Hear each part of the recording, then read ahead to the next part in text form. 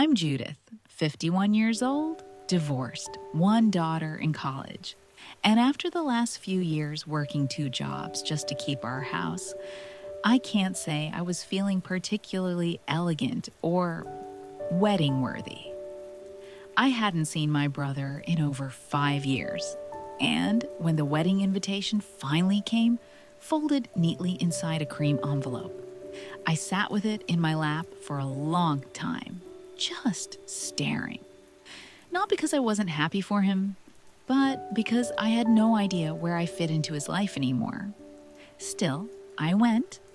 I even bought a navy blue dress on clearance and fixed up my old heels with a bit of shoe glue and prayer. The venue was one of those modern farmhouses people post about online. Wooden beams, fairy lights, rows of handcrafted centerpieces. The air was thick with perfume and expensive cologne. Everyone looked polished, smiling for pictures like they belonged to some fairy tale. I arrived early, trying not to draw attention, clutching the small gift I'd wrapped the night before. I'd chipped in with 3 others for a set of engraved champagne flutes. It wasn't much, but it was all I could afford. Judith? A young woman with a clipboard smiled as I approached the entrance. Bride's family or groom's? Groom, I'm his sister. Oh. Her eyes dropped to her chart. Right, you're at table 11. She led me down a winding path of elegance and laughter until we reached the far end of the tent, past the kitchen doors, next to the garbage bins. Literally, a single metal chair, half a table, the kind they use for extra guests. Flies buzzed nearby. The stench of old food and bleach mingled in the air. I stood there, frozen. Surely, there had been a mistake. I think there's an error, I said gently. Well, I'm family. The groom's only sister. She glanced at her list again. Yes, table 11. Before I could reply, she rushed off to greet someone else. I sat down, heart pounding. The music inside got louder. Laughter erupted from the other tables. And I sat alone beside a trash bin. For 15 minutes, I waited. Maybe someone would realize. Maybe it was just temporary. Maybe he would come. But when my brother, Andrew, made his grand entrance with his new bride, waving, smiling, glowing, they never even glanced in my direction. I clapped. Quietly, my phone buzzed. It was a message from my daughter. You made it safe? I took a deep breath, typed, yes, wedding's beautiful. But as I looked around, I realized something. No one had even said my name. No one had asked me how I was doing, where I'd been, how life had treated me after Mom died and Dad remarried and everything fell apart. I was here, but I was invisible, and something inside me broke. That's when I picked up my phone and made the call that ended the reception. The call wasn't impulsive. I didn't scream, I didn't cry, I didn't throw a glass across the lawn like in the movies. I just dialed. Hello, yes, I'd like to report an issue at the venue name. I kept my voice even, steady. There's a potential safety hazard. Fire codes might be violated. Exits blocked by catering equipment. Smells of gas near the back entrance. A pause. Yes, it's urgent. I hung up before they could ask anything else, and then I waited. My seat still faced the trash bins, the scent of rotting lemons mixing with spilled wine. From here, I had the perfect view of the whole tent. I saw my brother toasting, laughing, dancing. He hadn't even noticed I was here. And yet, I remembered braiding his hair when we were kids, teaching him to tie a tie before his first job interview, sitting with him at the hospital when Dad had his second stroke. Now, I was placed behind the bins. They'd called my name once during dinner roll call. Hesitant, mispronounced. I raised my hand, The server gave me a cold plate. No smile. At another table, I recognized cousins. Some hadn't seen me since my divorce. They didn't wave, just gave the kind of glance you give someone you're not sure belongs. And Andrew? He was surrounded, toast after toast, the good kind of champagne, their new in-laws hugging him. Her family looked picture perfect. I learned through whispers that her family had money. Old investments, land, banks. She's the real upgrade, someone laughed. I shifted in my chair. The reception had been going for just over an hour when the fire trucks arrived. 2 of them. Red, loud, flashing lights. People screamed. Music cut off. The DJ dropped his headphones. Staff started ushering guests out. Someone from catering tripped and dropped a tray of salmon. I stood up slowly, walked toward the chaos with purpose, my heels tapping against the wooden floor like a drumbeat of truth. One of the firefighters stepped forward. Everyone, please remain calm. We're doing a full inspection. For your safety, we'll need to evacuate the venue. And just like that, the fairy tale froze. Andrew stormed toward the responders. His voice was raised. "This is my wedding. What is going on?" The firefighter didn't flinch. Someone reported a strong odor of gas, blocked exits, potential code violations. But there's no gas leak. Then it won't take long to clear?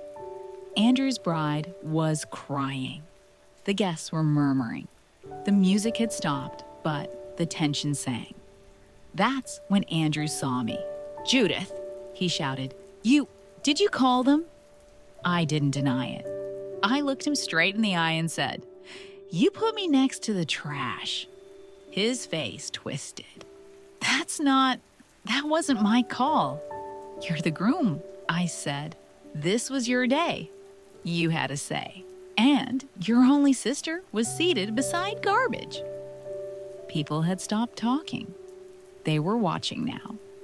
"You could have said something," he hissed. "I did," I replied. "Years ago, when you stopped calling, when you sided with Dad's second wife, when Mom died, and I was the only one cleaning out her apartment." He said nothing. I kept going. "I came today because I thought maybe we could start again. But I was wrong.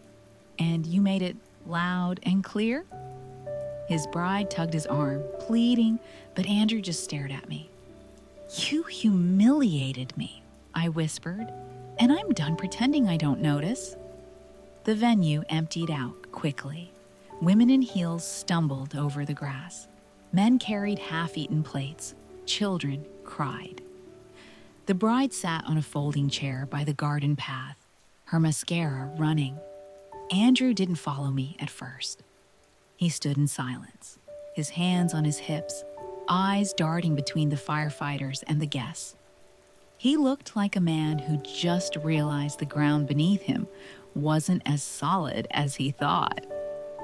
I walked toward the gravel lot where my car was parked. A part of me hoped he would run after me. Another part didn't care. But halfway down the path, I heard his footsteps. "You ruined it," he said behind me, breath shallow. I turned. "No, Andrew. You did that when you made me invisible." His jaw clenched. "You don't understand what it took to plan this. The seating charts, the pressure from her family. I didn't have a choice." "There's always a choice," I said. "And you chose their money, their image, their idea of perfect over your own blood. Stop it." "You think I wanted to do this?" I stepped closer. "You think I enjoyed making that call, watching it all collapse?" He looked away. "I didn't come to destroy your day. I came to be a part of it. But you sat me next to garbage like I was a shameful secret." His eyes met mine. For a second, I saw the boy I used to read bedtime stories to. The one who cried when I left for college. The one who hugged me so tight the day our mother died. I thought we'd moved past all of it, he said quietly. No, you buried it under luxury, I said, with credit cards and borrowed elegance. This wedding was more about appearances than love. He didn't respond. I softened. Do you even know how I've been surviving these last years? After the divorce? After Mom's cancer bills wiped out what little savings we had? He opened his mouth, but nothing came out. I had to sell her piano, Andrew, the one she taught you to play on. I pawned it to pay the electric bill. He blinked, stunned. Why didn't you tell me? Because you stopped answering, I said. Because every time I reached out, I got silence or excuses. Because when Dad rewrote the will and left everything to Sharon, you said it was too complicated to get involved. He looked like someone who'd been hit without warning. I needed my brother, I whispered, and you were gone. A tear slipped down my cheek before I could stop it. He stepped closer, almost touching my arm. Judith, but I pulled away. Go back to your bride, I said. Fix what you can, but don't ever say you didn't have a choice. And then I turned. Behind me, the chaos of the wedding had faded into murmurs. Guests were calling taxis. Servers smoked behind the building. The fairy lights still twinkled like nothing had happened. But everything had. And I wasn't invisible anymore. 2 days later, my phone rang. I let it go to voicemail. Then it rang again. And again. By the fourth call, I answered. Judith. It was Andrew. His voice sounded different, less polished, more real. I don't have much to say, I said quietly. I do, he replied. Please, just listen. I didn't say no. He took a shaky breath. You were right. About everything. About me disappearing. About the will. About the wedding. A pause. I didn't want to face the past, Judith. I thought if I just kept moving forward, if I built something clean and new, the old stuff would fade. But it didn't. And then you showed up. He sighed. I was ashamed. Not of you, of myself, of what I became. His words didn't erase the pain, but they stirred something. I sat at that table, I said, and realized I didn't belong in your world anymore. You do, he insisted. I didn't make room. Silence. After you left, he continued, people started talking. Our aunt asked where you were. The bride's uncle said he'd never seen someone look so proud and so hurt at the same time. Then Mom's old friend pulled me aside. He hesitated. She said, you know, the Bible says if you can't honor your own family, don't go parading love at a wedding. I didn't even know that verse, but it hit me. I swallowed hard. She said it was from 1 Timothy, about taking care of your own household first, about how faith without love is nothing. I felt a lump rise in my throat. I canceled the honeymoon, he said. Told Elise we need to fix what's broken before we celebrate. I blinked. You did? She didn't take it well, but it needed to be said. More silence. Then, can we meet? Please? Just coffee. I hesitated and then said, I'll think about it. He let out a breath like he'd been holding it for years. I'll wait. We met at a small cafe near the edge of town. Nothing fancy. No chandeliers or string quartets. Just chipped mugs and the smell of cinnamon bread. Andrew was already there when I arrived, standing nervously beside a table in the corner. He looked tired, older than I remembered. His tie was crooked, his shirt wrinkled. I sat down slowly. He didn't speak right away. just looked at me like he was trying to gather courage. Then he placed a photo on the table. It was us, from over 30 years ago, sitting on the porch of our childhood home. I was braiding his hair. He was smiling, missing 2 front teeth. "I found this in Mom's old Bible," he said softly. "She kept it all these years." I stared at it, throat tightening. "I've been a coward," he went on. "I let comfort speak louder than conscience, and I thought success could cover shame."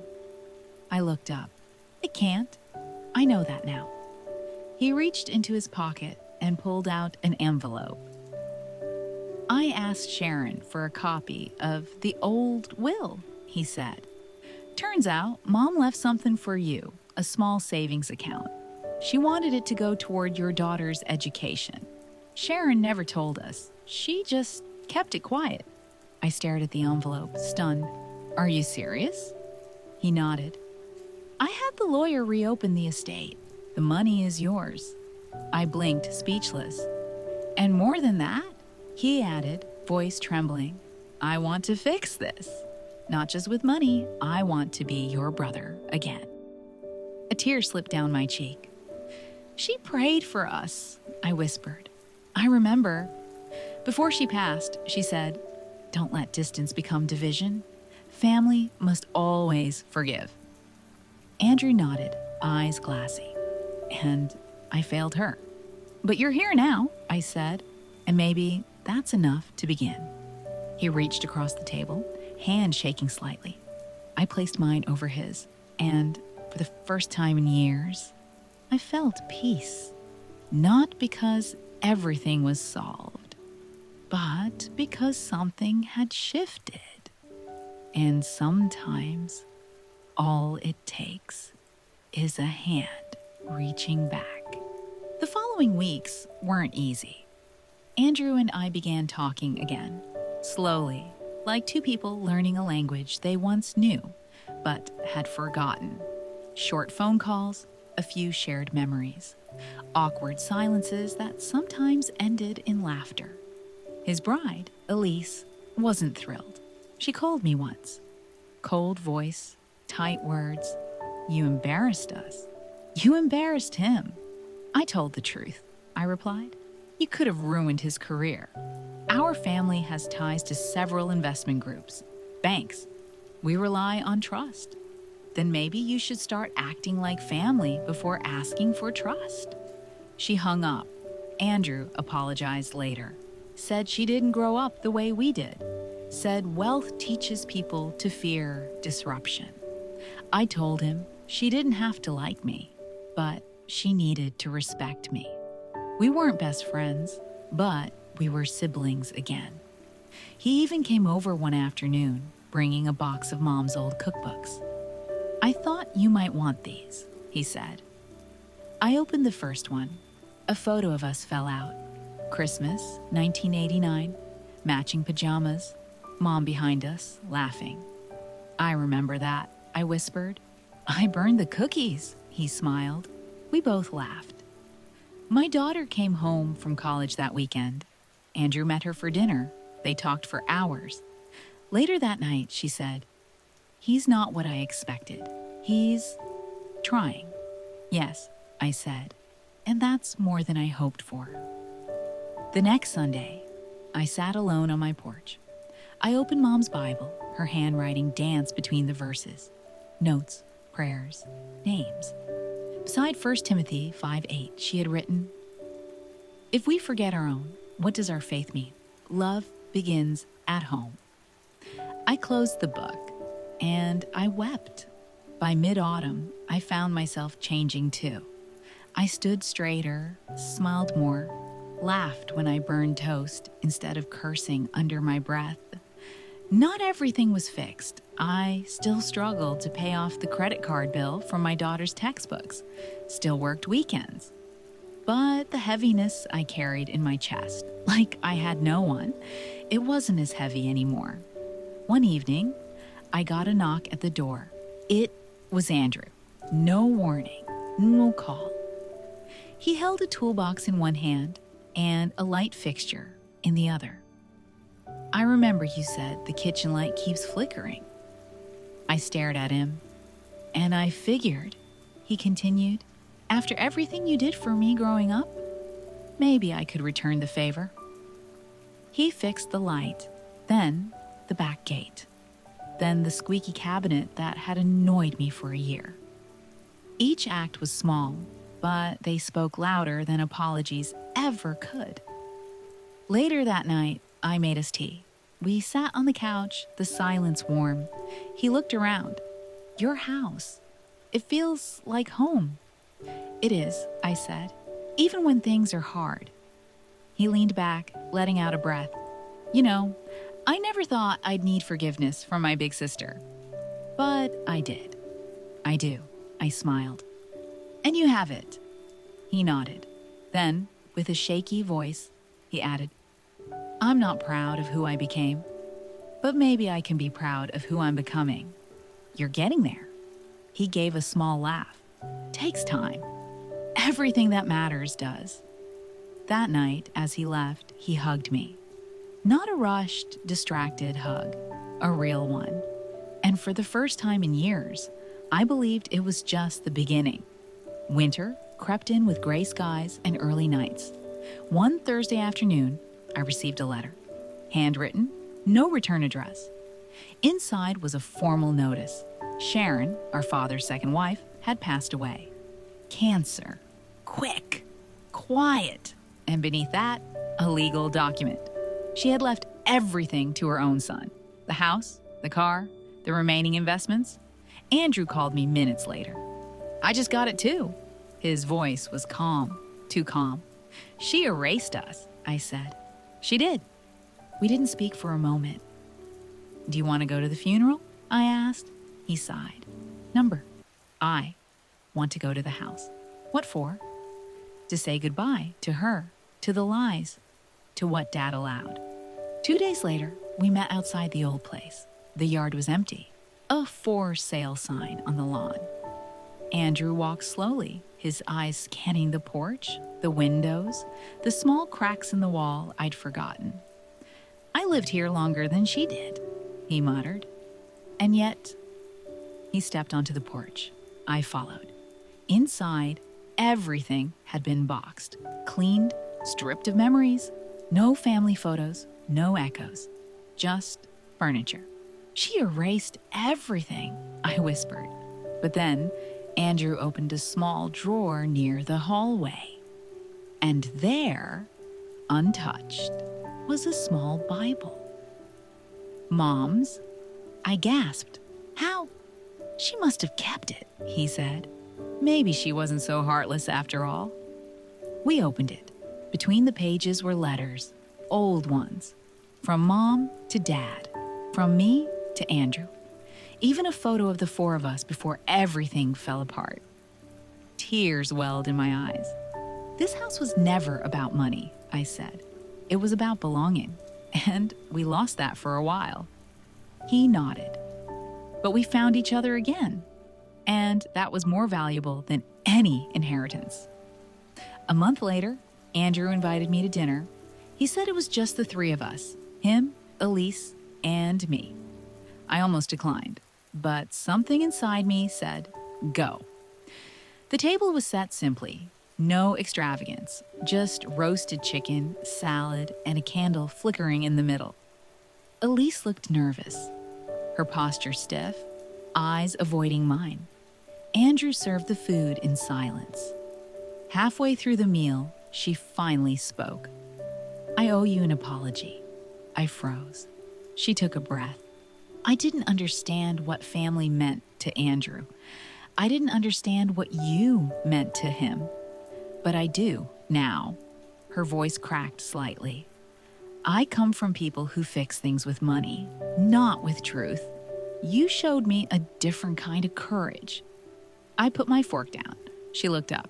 It may not mean much, but I'm sorry for how I treated you. It did mean something. Thank you, I said. That matters more than you know. Andrew smiled quietly. Later, as we cleared the table, Elise placed a small box in my hands. I opened it. Inside was a silver pendant, a cross.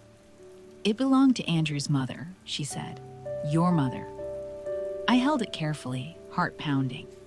We had it cleaned, she added softly. We want you to have it.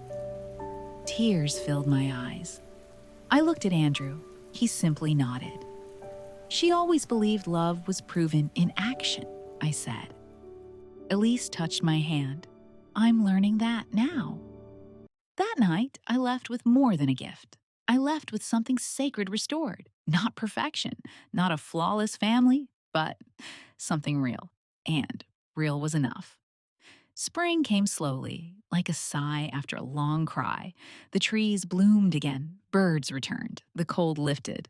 One morning, I stood by my garden, pulling weeds with gloved hands, when my daughter called. Guess who just wired money into my tuition account? I smiled. Andrew? Yeah. He didn't say much. Just tell your mom she deserves better. I wiped my forehead with the back of my hand. He's trying, I said. You both are. After we hung up, I walked inside and opened the kitchen drawer.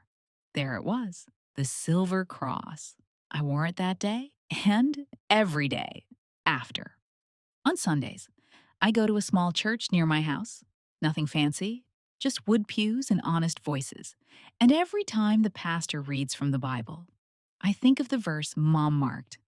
If anyone does not provide for his own, he has denied the faith.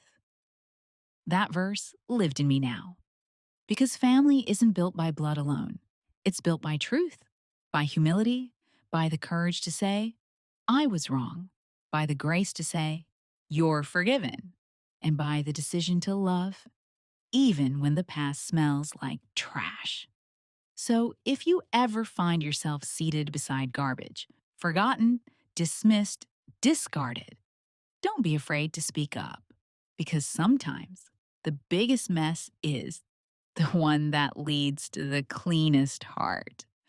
And maybe, just maybe, that's where healing begins.